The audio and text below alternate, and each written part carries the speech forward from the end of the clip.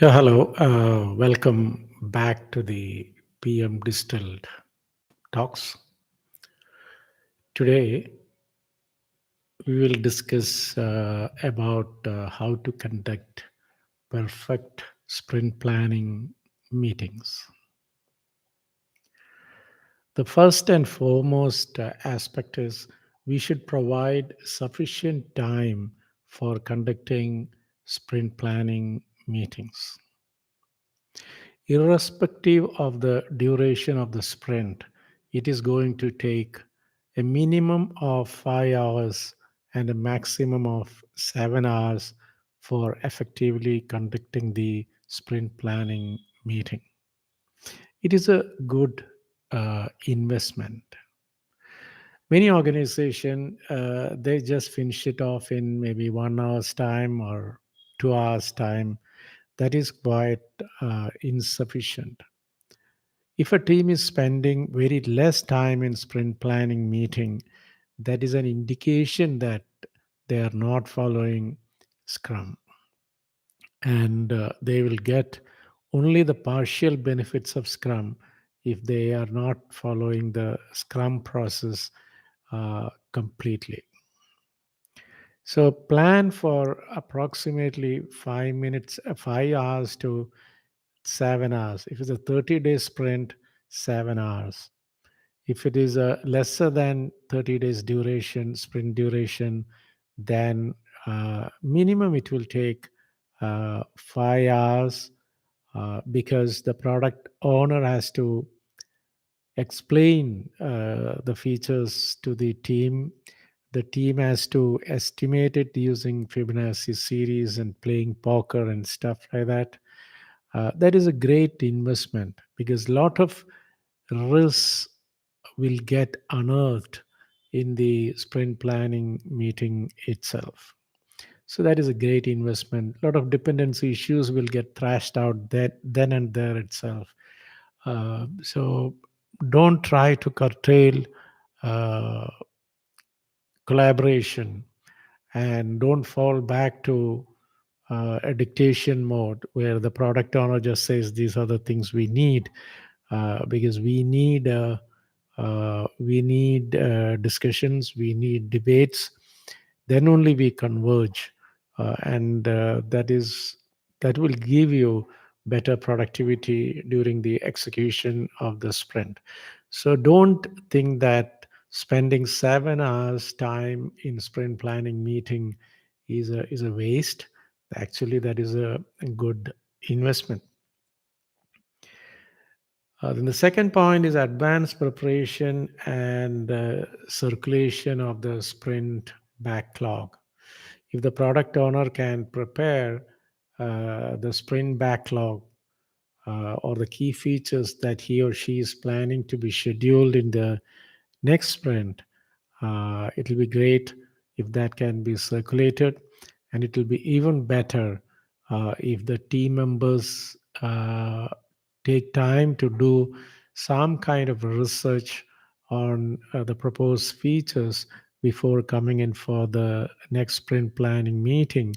That way, the team will be able to have meaningful discussions. If they come with some clarity and their queries prepared, so they must do some sort of R&D before coming into the sprint planning meeting. So they must do sufficient research, because Scrum, one advantage is uh, you are judged by your contribution to the sprint, not by seniority. So in many teams, I've seen uh, people with very less experience performing very well because they invest time in doing research on the features circulated to them before coming to the sprint planning meeting. So this will give uh, uh, a better urge for even inexperienced people if they can compensate their inexperience with proper research on the potential features circulated by the product owner. The next aspect is the product owner availability. The product owner must block his calendar for the sprint planning meeting uh, and the sprint review meeting, and he or she must have sufficient time to clarify the queries by the team during the sprint planning meeting as well as during sprinting. And once in a while, okay, they can come and stand along with the team when they do or participate in the daily scrum meetings as well.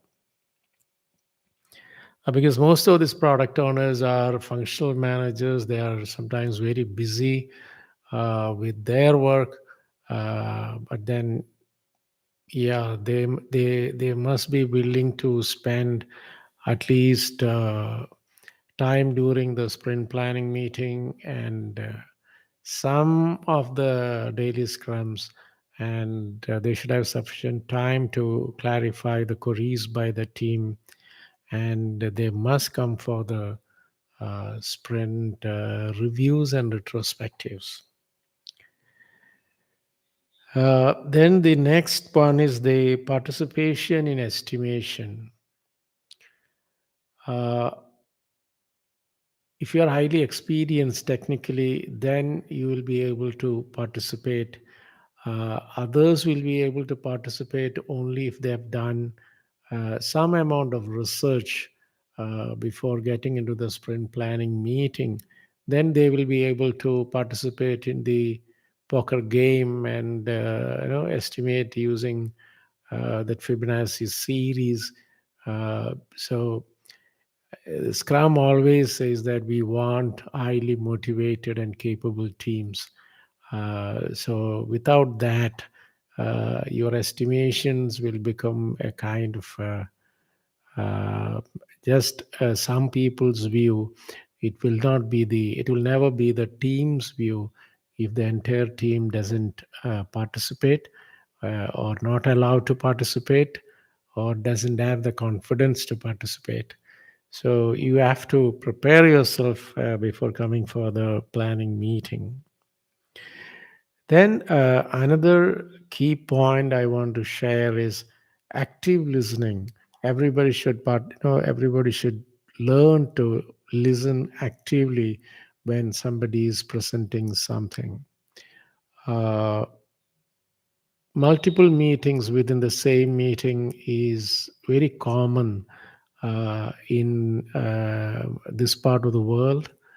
Uh, that is not good because it is some sort of demonstration of lack of respect for the other individual who's really presenting things. When somebody is presenting, the team should listen to that person who is presenting, note down all your questions, and get prepared with the questions so that once he completes his presentation or his dialogue about his feature, his logic about estimation and stuff like that, then you can ask your questions. When somebody is presenting, don't bombard with questions, then the discussions will not move forward. So you note down your questions, and when somebody is presenting something, uh, give full attention to that with an intent to understand. So these are the key points. So out of this, the most important thing is never ever consider the time spent in sprint planning meeting as a waste of time. One key advantage of collective participation in the sprint planning meeting is that way the this is a great potential. Sprint planning meetings have great potential to speed up the learning of the inexperienced guys. And sometimes I see very good contribution by the inexperienced guys because they ask questions, blunt questions, which can even change the product roadmap. So experience doesn't really matter.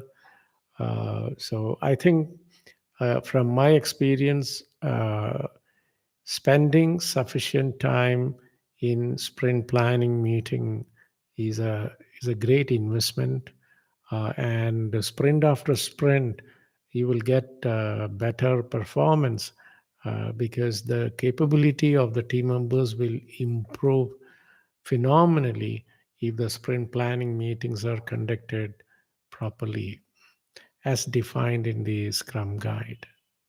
So, thank you very much for watching this PM Distilled talk on how to conduct effective sprint planning meetings.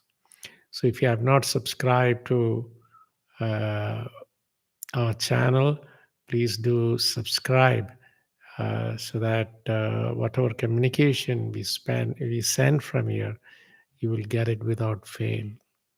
Thank you.